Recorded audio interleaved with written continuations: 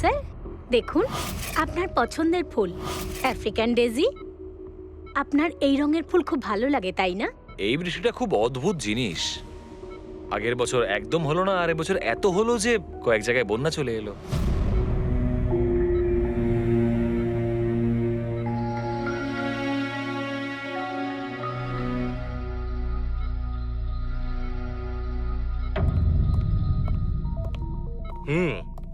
বাবা, তোমার এই স্টুডেন্টরা তাদের ভালোবাসায় তোমাকে বিগড়ে দিচ্ছে খালি, তাই না? তোমার তো খুব ভালোই লাগছে। জিজ্ঞাসা করা যাক, কি হলো বলো?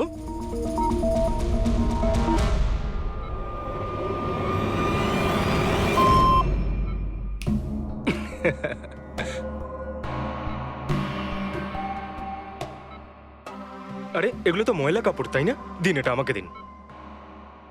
ভাই, আমি আসছি।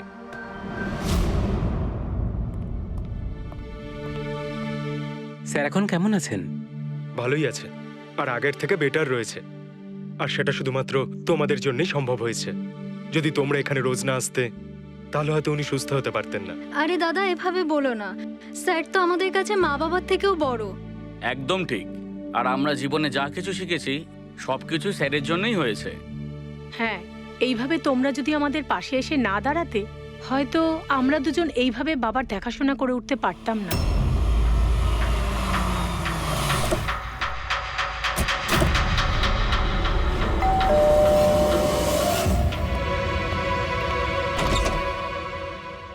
সন্দীপ আঙ্কেল, নমস্কার আঙ্কেল। নমস্কার। ভালো আছো?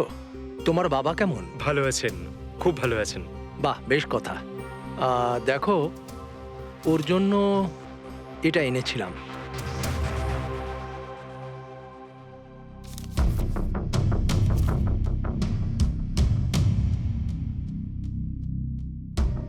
আঙ্কেল, 25 লাখ টাকার চেক? হ্যাঁ মা, আজ জ্ঞানদীপ ইনোভেশনস এর 5 বছর পূর্তি। সেটার উপহার ভাবতে পারো। আঙ্কেল, সেটা ঠিক আছে, কিন্তু বাবা তো গত 2 বছর ধরে কোম্পানির জন্য কোনো কাজই করেনি। দেখো, কিছু সম্পর্ক এই সমস্ত কথাবার্তার অনেক ঊর্ধ্বে হয়। তোমার বাবা আর আমার বন্ধুত্ব অনেকটা এরকম। চলো জ্ঞানের সঙ্গে দেখা করি। বাবা, দেখো কে দেখা করতে এসেছেন। কেমন আছে আমার বন্ধু? আরে, আগে থেকে তো অনেক ফিট মনে হচ্ছে। যদি তোকে এত হ্যান্ডসাম লাগে, নার্স তোকে ভালোবেসে ফেলবে। শোনো প্লিজ। আমি তোমার বাবার সঙ্গে কিছু কথা বলতে চাই, if you don't mind. Sure uncle, যাওয়া যাক। হ্যাঁ হ্যাঁ, প্লিজ এসো সবাই।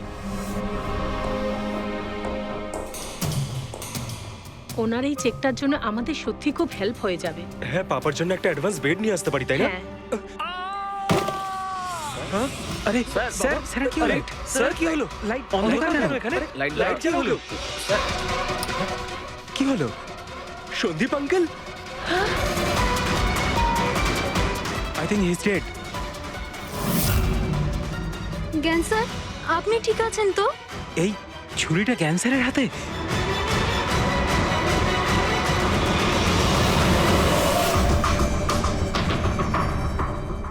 আচ্ছা, তুমি এটা বলছো যে তোমার বাবা জ্ঞানবাবুর হাতে ছুরি ছিল, কিন্তু উনি সন্দীপবাবুর খুন করেননি? স্যার, উনি কিভাবে খুন করতে পারেন?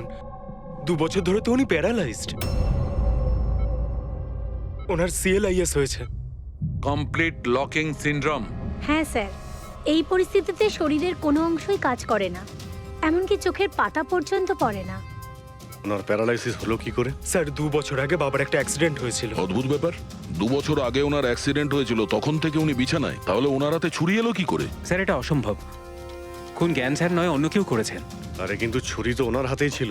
হয়তো খুনি এই কাজটা করেছে। তার মানে হলো এই রুমে জ্ঞানবাবু আর সন্দীপবাবু ছাড়া আরো কেউ ছিল? না স্যার, আমরা সবাই তো নিচেই ছিলাম। হ্যাঁ স্যার, আর ঘরে তো আর কেউ ছিল না স্যার। তার মানে তুমি এটা বলতে চাইছো যে এই খুন জ্ঞানবাবু করেছেন? না স্যার, আমি সেটা বলতে চাইনি। তুমি কি বলতে চাইছো? সন্দীপ তাহলে নিজেকেই ছুরি মেরেছে, আর মারা যাওয়ার আগে ছুরিটা ওনার হাতে ধরিয়ে দিয়ে যায়? হ্যাঁ, আবার এমন নয় তো যে জ্ঞানবাবুর কোনো শরীর খারাপই নয়, শুধু অ্যাক্টিং করছেন? স্যার, আপনি এসব কি বলছেন? যেটা আপনি শুনলেন, যদি আপনার কোনো আপত্তি না থাকে, আমরা আপনার বাবাকে আরেকবার চেক করতে চাই। করুন আপনি। আমরা কি মিথ্যা বলছি নাকি? দেখে নিচ্ছি।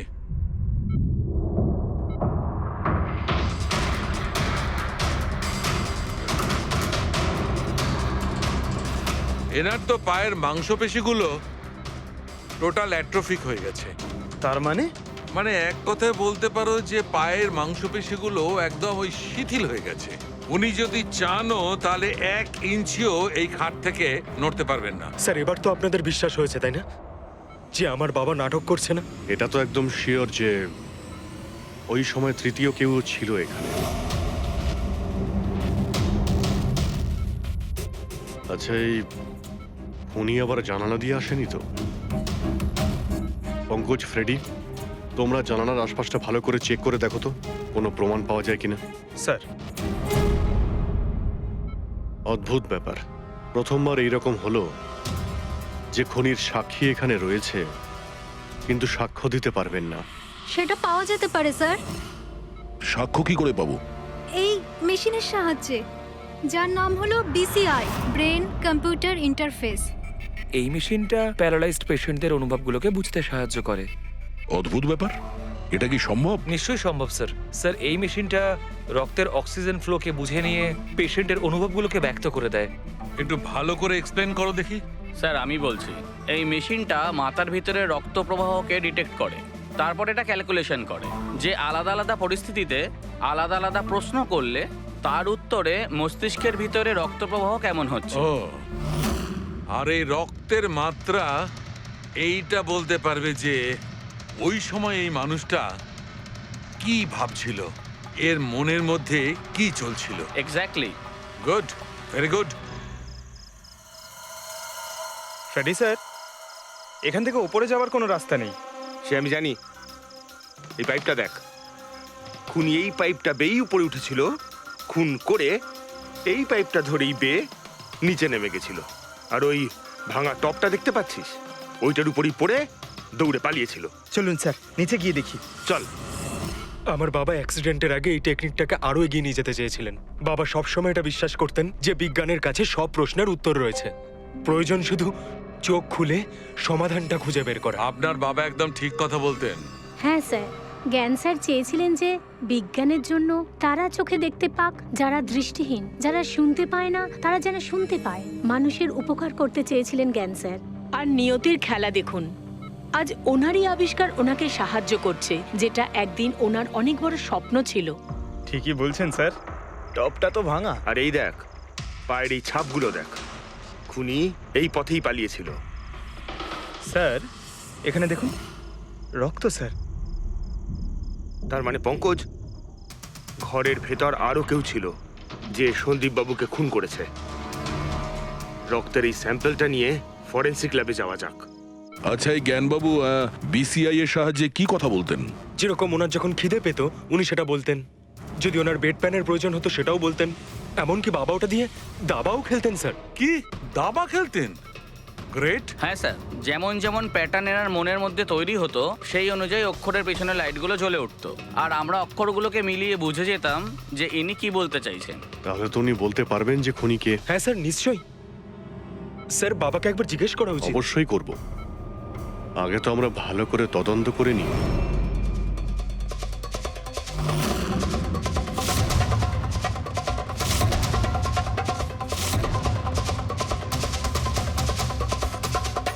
সারিকা,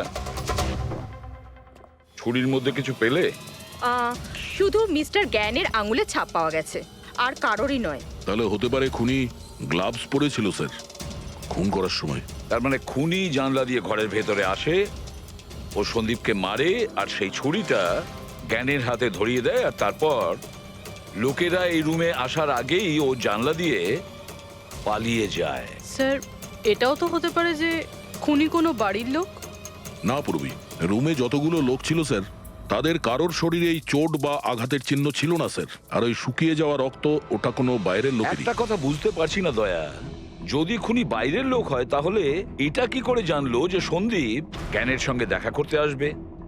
10 মিনিট আগে সন্দীপ পৌঁছে যায় আর তারপর ওর খুন হয়ে যায়। স্যার, এমন মনে হচ্ছে যে হতে পারে এই খুনি সন্দীপ বাবুকে ফলো করছিল, আর যখন সন্দীপবাবু তার পুরো দিনের শিডিউল বানাচ্ছিল, হতে পারে কোনোভাবেও জেনে গেছিল যে বিকেল বেলায় সন্দীপবাবু জ্ঞানবাবুর সঙ্গে দেখা করতে যাচ্ছেন। সে ঠিক আছে, কিন্তু এরা দুজনেই সন্দীপ আর জ্ঞানবাবু কথা বলবে সেটা কি করে জানলো? স্যার, এটাও হতে পারে যে খুনি জানতো না, আর যেহেতু ও ওকে ফলো করছিল, যেই সুযোগ পেয়েছে রুমে ঢুকে ওকে মেরে দিয়েছে। দয়া নিশ্চয়ই ওর সঙ্গে কোনো শত্রুতা ছিল এই সন্দীপের ওপর, সেই জন্যই তো খুনি পিছু না ছাড়েনি। আর বস, যার সঙ্গে এই সন্দীপ বাবুর শত্রুতা ছিল তার এ প্লাস্টিক অ্যানিমিয়া ছিল। ও আচ্ছা, এই জিনিসটা আসলে কি স্যার? পঙ্কজ, এটা একটা খুব রেয়ার ডিজিজ। এই অসুখটা খুব কম লোকের হয়। এতে মানুষের বোন ম্যারো আর বোন ম্যারো স্টেম সেলস ধীরে ধীরে নষ্ট হতে থাকে। রক্তের লোহিত রক্তকণিকা, শ্বেত রক্তকণিকা আর প্লেটলেটস সব ধীরে ধীরে নষ্ট হতে থাকে। যদি এই রোগটা রেয়ার হয়, তাহলে খোঁজ নেওয়া খুব একটা কঠিন হবে না যে শহরে কতজন লোক আছে যাদের এই ধরনের রোগ আছে। এ প্লাস্টিক অ্যানিমিয়া।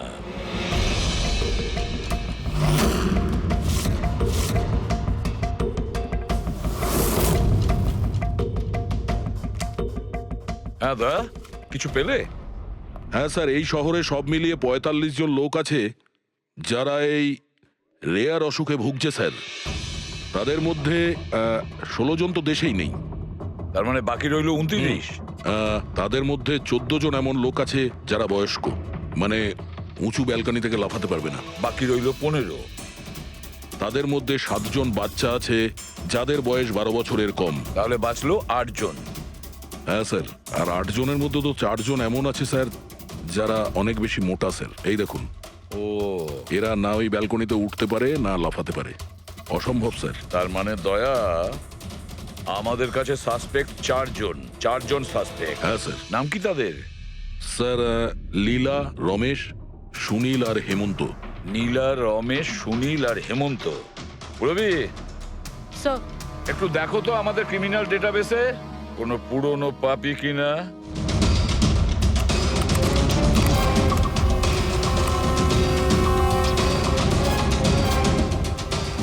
পেয়ে গেছি, রমেশ।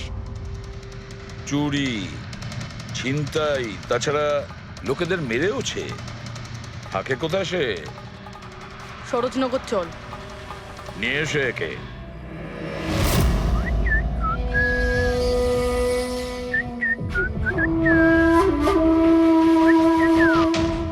মালা, একটা ফুলের মালা আমাকেও একটু পরাও। আচ্ছা বলো, বিয়ে কবে করছো? বিয়ে? আর তোকে? আমার এতটাও খারাপ সময় আসেনি যে তোকে বিয়ে করতে হবে। কেন? তুই এতটাই খারাপ দেখতে যে তোর বাড়ির আয়না ভয় পেয়ে যায় তোকে দেখে। কিন্তু তোমার বাড়ির আয়না তোমার জন্য কবিতা বলে, এটা আমি খুব ভালো করে জানি। আরে, তোর হাতে আবার কি হলো? আরে কিছু না, শত্রুর সাথে যুদ্ধ করতে গেলে এরকম চোট লেগেই থাকে মালা দেবী। নাটক করিস না, বল কি হয়েছে? ব্যাপারটা এই যে আমি হেঁটে হেঁটে যাচ্ছিলাম, হঠাৎ করে দেখলাম একটা বুড়ি মহিলা রাস্তা পেরোনোর জন্য এগোচ্ছিল। তখনই উল্টো দিক থেকে একটা মোটরসাইকেল খুব জোরে, খুব স্পিডে, ১০০ স্পিডে ওর দিকেই এগোচ্ছিল। যখনই মোটরসাইকেল ওই বুড়ি মহিলাকে ধাক্কা মারতে যাচ্ছিল, মাঝখানে পৌঁছে গেলাম আমি আর বাঁচিয়ে নিলাম ওকে। আচ্ছা, তুই এতটাই সাহসী? আমি কি কি ভালো পারি সে ব্যাপারে তো তুমি এখনো জানোই না। আচ্ছা বল, আর কি কি গুণ আছে তোর মধ্যে? আমার ভালো গুণগুলো হলো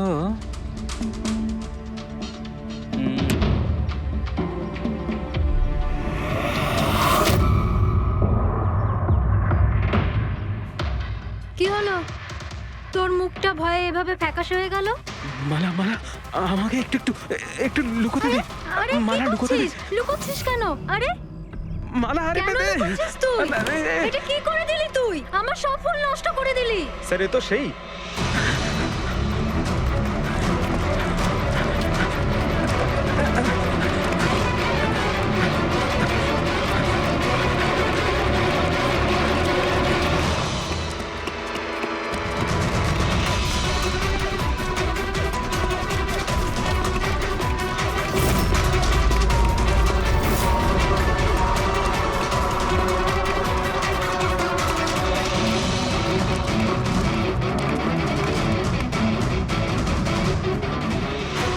পালিয়ে গেছে মনে হয় স্যার। যাবেটা কোথায়?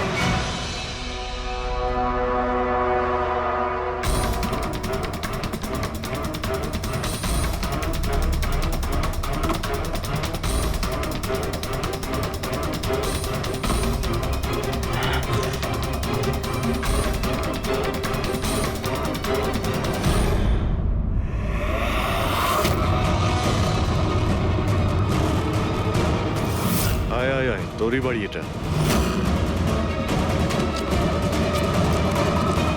দৌড়াচ্ছিস কোথায়? হ্যাঁ, সিআইডি থেকে পালানো তো সহজ নয়। আমার একটা গুণ আছে, যখন আমি রেগে যাই তখন অপরাধীর খারাপ সময় শুরু হয়ে যায়। এর তো খারাপ টাইম শুরু হয়ে গেছে স্যার। এসব কোথা থেকে নিয়ে এসেছিস? হ্যাঁ, আনিনি স্যার, নিজে বানিয়েছি। এই মেশিনটা তুই বানিয়েছিস? দেখে তো মনে হচ্ছে চাও ঠিক করে বানাতে পারিস না, মেশিন বানিয়েছিস। কোথা থেকে চুরি করেছিস? না স্যার, আমি চুরি করিনি। শুধু চুরি করিসনি, খুনও করেছিস তুই। খুন?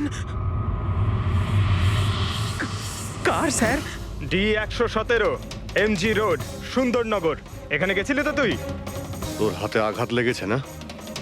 তোর এই রক্ত আমরা ওখানে পেয়েছি। আমার ছিল না স্যার। তোরই ছিল। তুই যে হসপিটালে ট্রিটমেন্ট করিয়েছিলি সেখানেই ম্যাচ করে গেছে। মাঝার কোনো রাস্তা নেই? না, সোজা ফাঁসি। চুরির জন্য ফাঁসি দিয়ে দেবে? চুরি নয়, খুন। সন্দীপের খুন। না স্যার, আমি কোনো খুনই করিনি। আমি তো শুধু ওখানে চুরি করতে গেছিলাম। তুই একে খুন করিসনি? হে ভগবান, কি বিপদে পড়লাম। মায়ের দিব্যে বলছি স্যার, আমি কোনো খুন করিনি। আমি তো খবর পেয়েছিলাম যে ওখানে একটা লোক থাকে যার প্যারালাইসিস হয়ে গেছে। চুরি কোথায় করতে হবে সেটা ভালো করে জেনে নিয়ে আমি ওখানে শুধু চুরি করতে গেছিলাম। আমি ওখানে শুধু এই কারণেই গেছিলাম।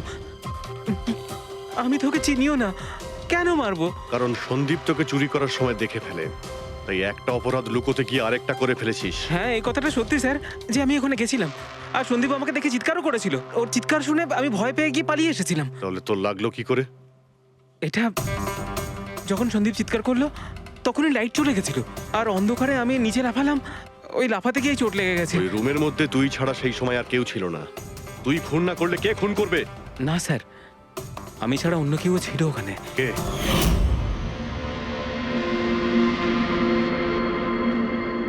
কে কে তুমি? হ্যাঁ, অন্ধকারে মুখটা তো ঠিক দেখতে পাইনি, তবে ওর ঘড়িটা চকচক করছিল। ঘড়ি? সন্দীপ তো কোনো ঘড়ি পড়েছিল না। স্যারও মিথ্যে বলছে। কোনো মানুষ ছিল না, কোনো ঘড়ি ছিল না। কেউ ছিল কি ছিল না তার উত্তর তো ওই দিতে পারবে। জ্ঞান, উনি আজ কেমন আছেন? স্যার আগের থেকে বেটার, কিন্তু আজকে কিছু জিজ্ঞাসা করতে চান ওনাকে? শুরু করি। শিওর স্যার, কিন্তু আপনারা যা জিজ্ঞেস করতে চান একটু স্লোলি জিজ্ঞাসা করবেন স্যার, যাতে উনি আপনাদের এক একটা শব্দ বুঝতে পারেন স্যার। হ্যাঁ, জ্ঞানবাবু, এ রমেশ, এ একজন চোর। যে রাতে সন্দীপ বাবুর খুন হয়েছিল ও এখানে চুরি করতে এসেছিল। ও বলছে যে সেই রাতে এখানে অন্য কাউকে দেখেছিল।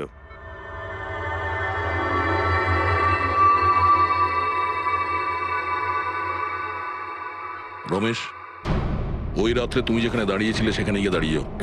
হ্যাঁ স্যার, স্যার আমি এই দিক দিয়ে ঢুকেছিলাম আর এখানে এলাম, আর তারপর আমি এদিকে দেখলাম, আর যখনই আমি এখানে পৌঁছালাম দেখলাম সন্দীপ ওখানে দাঁড়িয়ে আছে। আমি ভয় পেয়ে পেছন দিকে ঘুরলাম আর তখনই কারেন্ট চলে গেল। এখানে দাঁড়িয়েছিলে মানে উনি নিশ্চয়ই তোমাকে দেখেছেন। আচ্ছা, ও কি এখানে ছিল?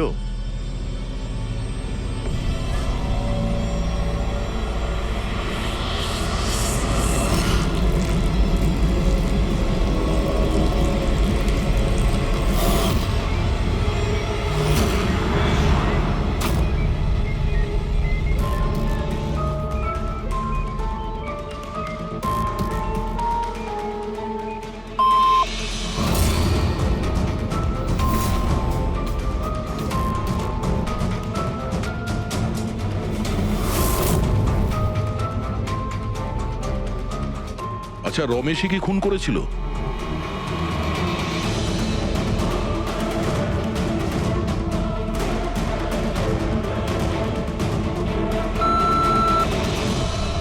নো নো স্যার, নো মানে না স্যার, আমি বলেছিলাম না আমি মারিনি স্যার। হ্যাঁ ঠিক আছে, তুমি এদিকে দাঁড়াও। আচ্ছা আচ্ছা, আপনি এটা বলুন, আপনি কি খুনিকে দেখেছেন? আপনি চেনেন খুনিকে?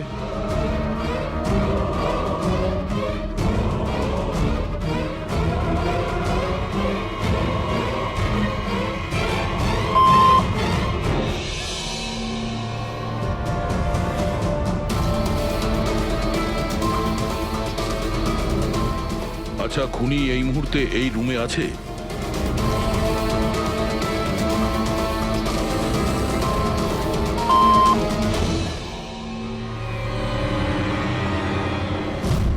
তার মানে খুনি আমাদের মধ্যে কেউ একজন।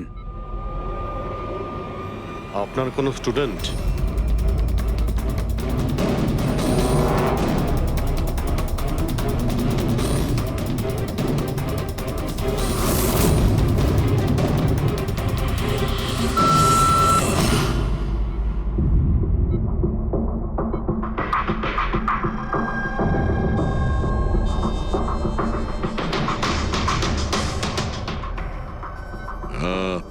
নার্স কিংবা ওয়ার্ড বয়? এসবের মধ্যে আপনারা আমাকে কেন টানছেন? আপনি যদি কিছু করেই না থাকেন, আপনি ভয় পাচ্ছেন কেন?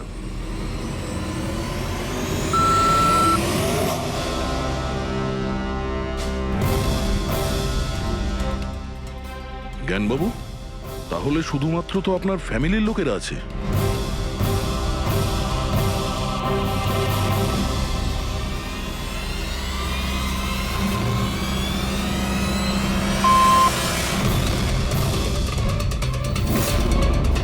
কি বাবা, তুমি এসব কি বলছো? হ্যালো, রিল্যাক্স, ওখানে দাঁড়িয়ে থাকো। যাও, ওখানে দাঁড়িয়ে থাকো। আচ্ছা, এটা বলুন, আপনার ছেলেই কি খুনি?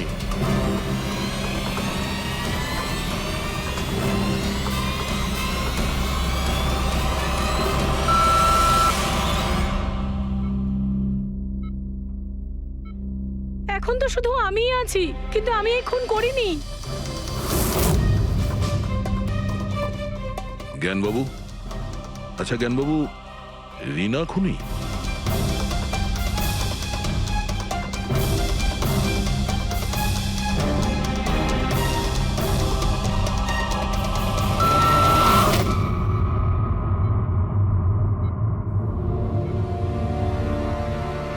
আপনি আমাদের বললেন যে আপনার পরিবারেরই কেউ খুনি।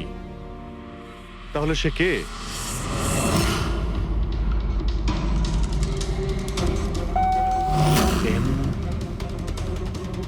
এম? আপনাদের মধ্যে কার নাম এম থেকে শুরু হয়?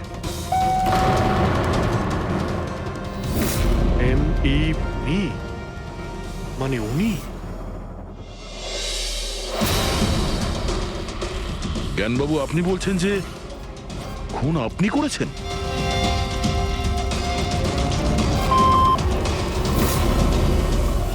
বুঝতে পারছি না ইনি কেন আমাদের সঙ্গে এরকম খেলা খেলছেন। কালকের কাগজে হয়তো আসবে যে সিআইডি নাকি খুনের অপরাধে এমন লোককে অ্যারেস্ট করেছে যে নাকি প্যারালাইসিস হয়ে পড়ে আছে 2 বছর ধরে। খুনি নিশ্চয়ই জ্ঞানবাবুর আশেপাশের কেউ। উনি ওকে বাঁচানোর চেষ্টা করছেন, জানি না কেন। সমস্ত অভিযোগ উনি নিজের মাথায় নিচ্ছেন। যদি সে আপন কেউ হয় তাহলে সেই ছুরি ওনার হাতে কেন দিতে যাবে?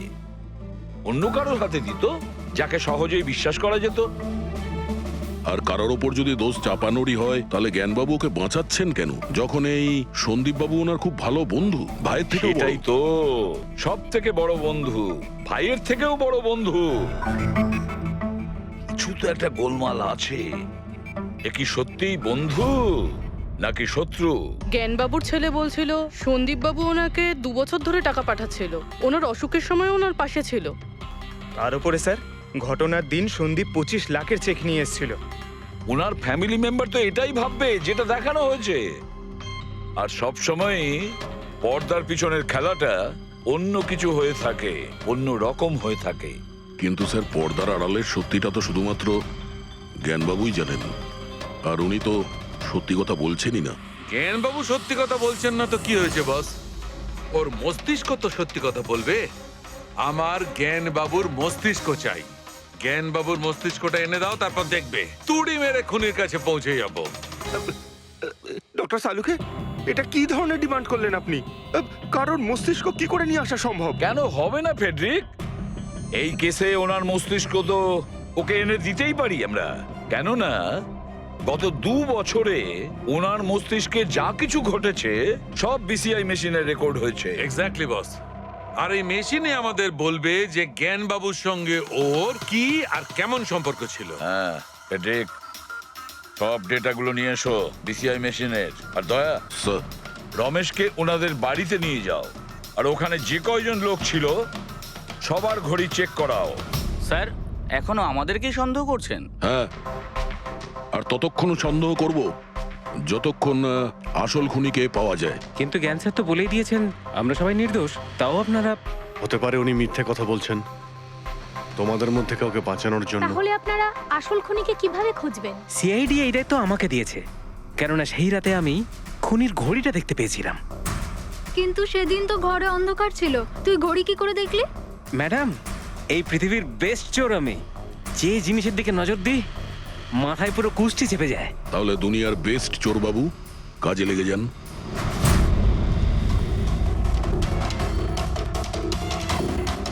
সস্তা, টেকসই, সুন্দর। 11,000 টাকা। না, এ নয়।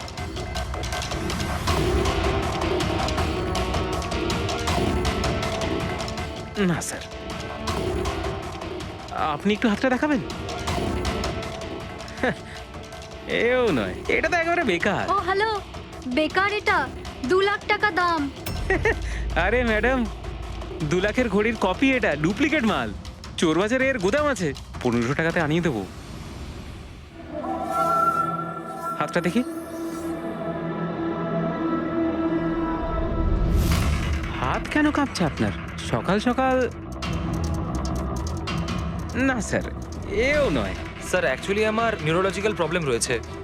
ছোটবেলা থেকেই আমার হাত কাঁপে, আমি কোনো কিছু ভালোভাবে ধরতে পারি না। পঙ্কজ, একটু ওই পেনটা দাও ওকে।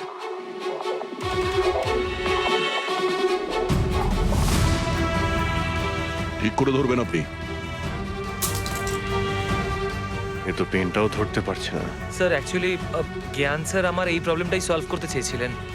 উনি এর সাথে রিলেটেড রিসার্চও করছিলেন, কিন্তু হয়তো ভাগ্যের সম্মতি ছিল না এতে। আর জ্ঞান স্যারের গাড়ির অ্যাক্সিডেন্ট হয়ে গেল। ভরসা রাখো, এর কোনো না কোনো চিকিৎসা তো হয়েই যাবে। তুমি দেখো বাকিদের ঘড়িগুলো।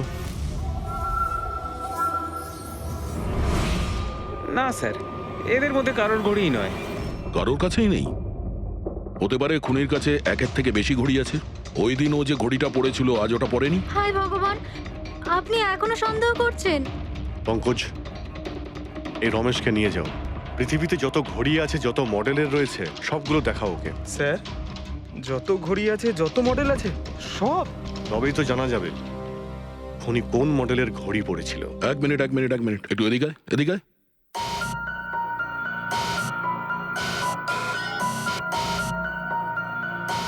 এই নাও, নিজের মানিব্যাগ সাবধানে রাখবেন যখন এই লোকটার সাথে আছে। হ্যাঁ, বলেছিলাম না পৃথিবীর বেস্ট চোর আমি। আর দীপিকার ইয়াররিং আমার ইয়াররিংস? বার কর। স্যার, আপনি এটাও দেখে ফেলেছেন? সিআইডি থেকে কিছু লুকোনো যায় না। হ্যাঁ, যা। আয় বেস্ট চোর, এদিকে আয়। আপনারা এটা বলুন যে এই জ্ঞানবাবু আর সন্দীপের মধ্যে কোনো কি প্রবলেম চলছিল? স্যার, খুব ভালো সম্পর্ক ছিল। তাহলে জ্ঞানবাবু সন্দীপবাবুর খুনের অভিযোগ নিজের মাথায় নিলেন কেন? ওনাদের দুজনের ভেতরে কোনো টেনশন হয়েছিল? না স্যার, কোনো টেনশন তো ছিল না, কিন্তু একটা বিষয় নিয়ে তর্ক হচ্ছিল। অ্যাক্সিডেন্টের ঠিক আগে ওনার বিসিআই মেশিনটা একটা পয়েন্টে এসে আটকে গেছিল, আর কোনো রকম সলিউশনও পাওয়া যাচ্ছিল না। এই জন্য জ্ঞান স্যার সবসময় বিরক্ত থাকতেন আর খুব রাগও করতেন। হ্যাঁ স্যার, যখন সন্দীপ আঙ্কেল বাবাকে বলেছিলেন যে আপনি চিন্তা করবেন না, দেখবেন সব ঠিক হয়ে যাবে, তখন বাবা ওনার উপরও রেগে গেছিলেন। হ্যাঁ স্যার, এর জন্য হয়তো উনি জোরে গাড়ি চালাচ্ছিলেন আর অ্যাক্সিডেন্টটা হয়ে গেছে। এক মিনিট। যদি এই অ্যাক্সিডেন্টটা বিসিআই মেশিন তৈরি হওয়ার আগেই হয়েছিল, তাহলে এই বিসিআই মেশিনটা কাজ করছে কি করে? স্যার, সন্দীপ আঙ্কেল সেটা কমপ্লিট করেছিলেন। সন্দীপ বাবু? কিন্তু উনি তো কোনো সায়েন্টিস্ট ছিলেনই না। হ্যাঁ, কিন্তু জানি না স্যার, সন্দীপ আঙ্কেল ওই মেশিনের সব সমস্যাগুলো ঠিক করে দিয়েছিলেন স্যার। আর বাবার অ্যাক্সিডেন্টের 1 মাস পরেই ওটা কাজ করতে শুরু করে দেয়, আর প্রজেক্টও সাকসেসফুল হয়েছে স্যার। অদ্ভুত ব্যাপার, এটা কি করে হতে পারে? একজন নন সায়েন্টিস্ট এরকম কমপ্লিকেটেড মেশিন কি করে চালু করতে পারে, যেটা ওনার মতো বৈজ্ঞানিকই শুরু করতে পারেননি? বোধহয় আন্দাজি করে ফেলেছিলেন।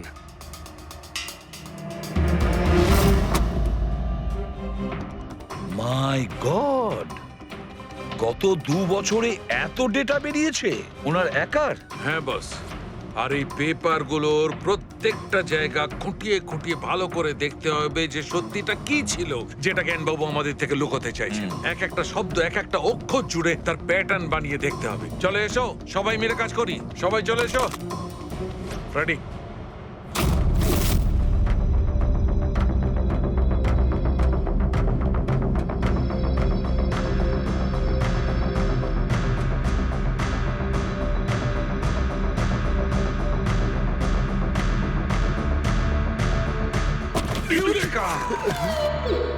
কি হলো স্যার? কি পেলেন? জানতে পারা গেছে যে আসলে ওই রহস্যটা কি, আর এই রহস্যে আছে একটা ভিলেন। জানতে পেরেছি যে জ্ঞানবাবু কিভাবে একটা একটা অক্ষর জুড়ে এই ঘটনাটাকে ব্যাখ্যা করেছেন। অক্ষর, অক্ষর থেকে তৈরি শব্দ, আর শব্দ থেকে তৈরি বাক্য, সেন্টেন্স। না জানি কত সময় লেগেছিল ওনার পুরো ঘটনাটা, পুরো সত্যিটা এভাবে বলার জন্য। হ্যাঁ বস, কম করে 6 মাস। আর সেটা তখন শুরু হয়েছিল অ্যাক্সিডেন্টের ঠিক আগে। আজকের পর থেকে এই কোম্পানিতে তুমি সাইলেন্ট পার্টনার, আর তোমার লাভ শুধুমাত্র 5% হবে, আর তার থেকে বেশি তুমি 1 টাকাও পাবে না। ও ওকে ওকে ওকে ওকে, আমার মনে হচ্ছে তোমার এই প্রজেক্টটা কমপ্লিট হয়ে গেছে আর তুমি সফল হয়ে গেছো। হ্যাঁ হ্যাঁ, আমি সফল হয়ে গেছি, কিন্তু আমি এই মেশিনটা গরিবদের জন্য বানিয়েছি, মানবতার জন্য বানিয়েছি, তোমার মতো লোভী মানুষদের জন্য বানাইনি। আজকের পর থেকে আমরা একসাথে কাজ করব না। আমি যাচ্ছি, কফির জন্যে বৌদিকে ধন্যবাদ জানিয়ে যাচ্ছি।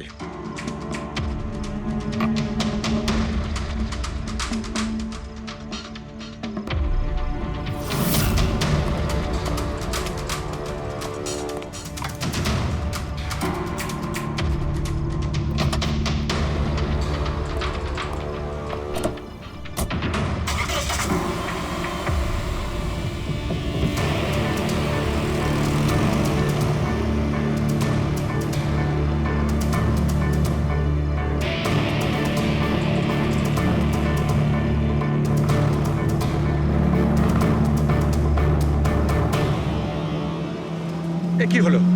হঠাৎ করে গাড়ি ব্রেক ধরছে না কেন? ব্রেক ছুঁয়ে কি হলো?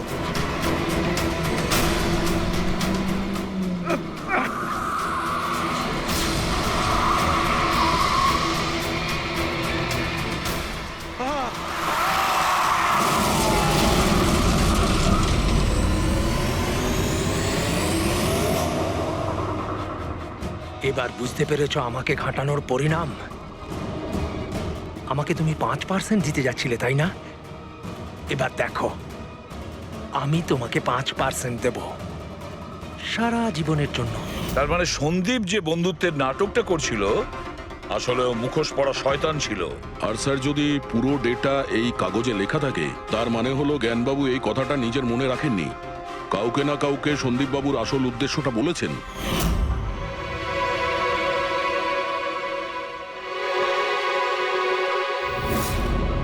আর উনি এই ব্যাপারে যে বা যাকে সত্যিটা বলেছিলেন সেই হলো অপরাধী, সেই হলো সন্দীপের খুনি।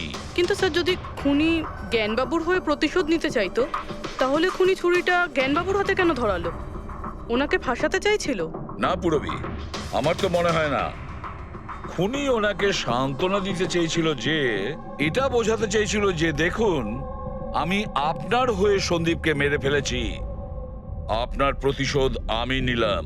আর তাকে বাঁচানোর জন্য জ্ঞানবাবু পুরো অভিযোগ নিজের উপর নিয়ে নিয়েছেন। দয়া, খুনির কাছে পৌঁছানোর একটাই রাস্তা আছে, সেই ঘড়িটা, রিস্ট ওয়াচ, যেটা রমেশ দেখেছিল।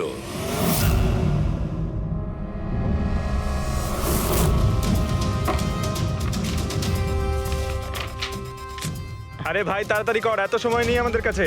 পঙ্কজ, আরে দেখছি তো কি আমি। হচ্ছে? স্যার, কি হলো রমেশ, মজা আসছে কি না? যথেষ্ট স্যার, আমি হাত জোড় করছি, আমি আর ঘড়ি দেখতে পারবো না।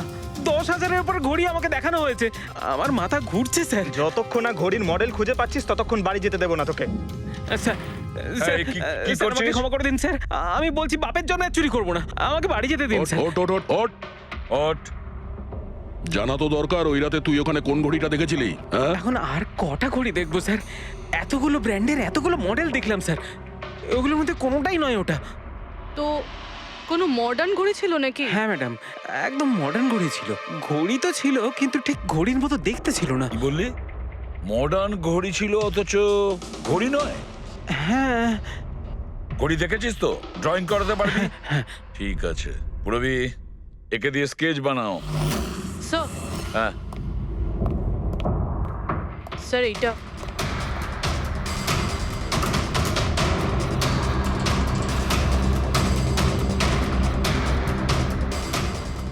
মাই গড, কি হলো? 1 মিনিট বস, একদম জ্যাকপট লেগে গেছে। রমেশ, এদিকে এসো। ওকে। মন দিয়ে দেখো, এই ঘড়িটাই ছিল। এটাই ছিল, একদম এটাই ছিল স্যার। এটা কিরকম ঘড়ি স্যার? চুরি করলে কত পয়সা পাবো? পয়সা নয়, টাকা পাবে, লাখ লাখ টাকা। এত দামি ঘড়ি এটা? ঘড়ি নয়, এটা স্যাটলা বলে একে, স্যাটলা। স্যাটলা? এবার খুনি কে সেটাও আমি বলতে পারি। কে এই খুনি? সে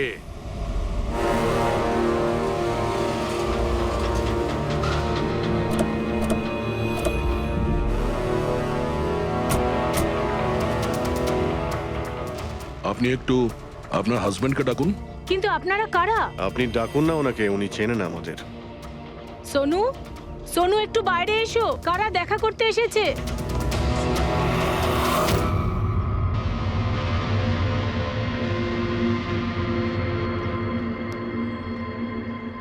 আপনারা এখানে? কি ব্যাপার? এমনি এখান দিয়ে যাচ্ছিলাম, তাই ভাবলাম যে দেখা করে যাই। আমি এরকম কথা আগেও শুনেছি। দেখা করে যাই না, তোমাকে গ্রেপ্তার করে নিয়ে যাই। গ্রেপ্তার? কিন্তু কিসের জন্য? আপনার স্বামী সন্দীপকে খুন করেছে। স্যার, আমি আপনাদেরকে বলেছিলাম তো, এই দেখুন, আমি ঠিক করে জলটাই খেতে পারি না, কারোর মার্ডার কি করে করব? খুন তো করেছো, আর তুমি এই হাত দিয়েই করেছো। কোথায় সেই সেটলা ওয়াচ? হ্যাঁ, ঘড়ি কোথায়? স্যার, আপনারা কোন ঘড়ির কথা বলছেন আমি কিচ্ছু জানি না। এক্ষুনি তুমি জানতে পারবে কোন ঘড়ির কথা বলছি। ফ্রেডি, পঙ্কজ, ঘরের তল্লাশি নাও। পঙ্কজ, উপরে যা, আমি বেডরুমটা দেখছি।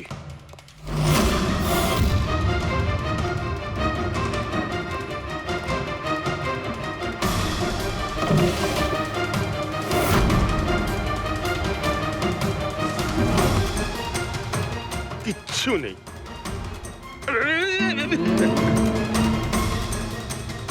কি ফুটলো?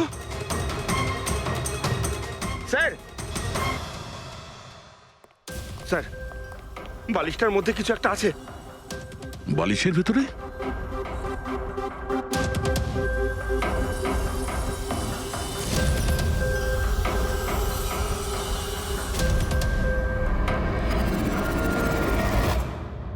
তাই তো, ঘড়ির মতো দেখতে। হ্যাঁ। এই ঘড়িটা কার?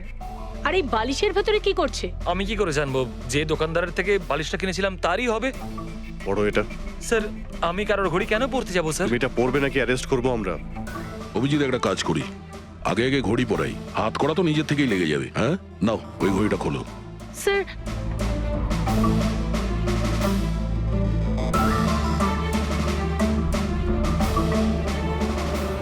আরে বাহ, দেখো এর হাত কাঁপা বন্ধ হয়ে গেছে। হ্যাঁ স্যার, তো চমৎকার হয়ে গেল, এর হাত কাঁপা থেমে গেল। এটা কোনো চমৎকার নয়, এটা সায়েন্স। এবার দেখো এই ঘড়িটা পরার পরে সোনু কত সহজে খুন করতে পারে।